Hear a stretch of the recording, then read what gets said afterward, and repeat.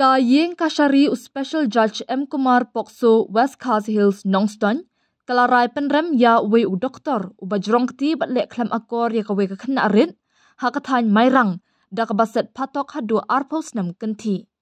Uni u doktor u blasyak rai penrem u day u balatip kerteng kum u ayam Sunil Kuman, sanpu pras namerta, u basyong basa hapendeng omyong, bat badai utrash nong napok korai, Imphal East District.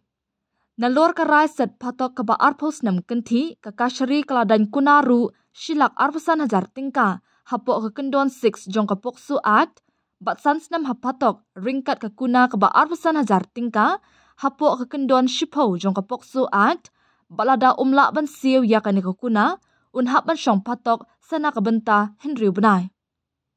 U Superintendent of Police ke Eastern West Khasi Hills Mairang upentip ba uni u doktor udai ubadan ya ke klinik hakasnong pendeng umyong Mairang bat ya kan kam beman jong uni u doktor la mudui dak ejahar syaki bor pulit hak arpnyo trik naitung arajar arpau. Halor kan ka jing ujor ki pulit kila register case persya ya uni u doktor ha Mairang Police Station haki kendon nyopra Pokso Act batla toket yaka dak WPSI RR Marak jong ka Mairang Police Station hadien balakem no ya u bat pa sya judicial custody. Ka yeng kashari kalarai penrem ru ya ubuksar lingdok lingkoi la pnyos namerta ubade nakasnong dombak se Eastern West Khasi Hills da kabaset patok arpos nam haringkat kakuna kabalong khatsan hajar tingka ha kabaun haban syong tam hapatok sana kabenta Henry Benai lada umlak ban siu namar ka jingdrong kti bat lek klam akor ya kawe kakna arin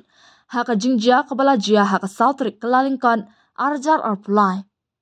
Ha ka juk kapor ka yeng kashari kalarai penrem ru ya uprang singi renta tiang arpnyos namerta ubade nakasdong dongking ding da kabaset patok lais nam kenti haringkat kakuna kabashipa wajar tingka bat ban syakset tam Henry Benai lada umlak ban siu ya kakuna namar ka jingjrong kti bat lek klam akor ya kawe kakna arin ha ka sautrik unaitung arjar arpulai.